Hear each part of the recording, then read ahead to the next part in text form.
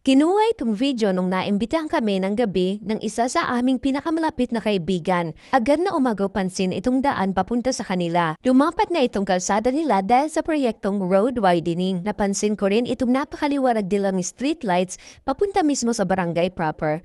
Saan kaya ito sa Palapag?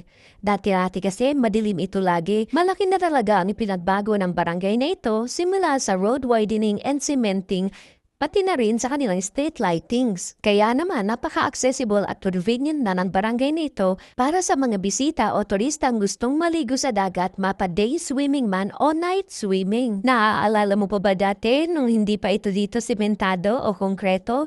Diba nilalakad nyo lang mula sa bayan patungo rito o kaya naman patungo rito pa uwi sa bayan kapag kayo ay naliligo sa dagat tuwing linggo. Hindi may pagkakaila na naging malaki na ang progreso ng barangay na ito dahil ito sa pagkakaila ng opisyales pati na rin ang mga mamamayan na ninirahan dito na may malaking suporta ng munisipyo. Layunin ng proyektong ito ang maayos na transportasyon at kaligtasan ng mamamayan. Ikaw, kailan ka ba huling nakapunta rito?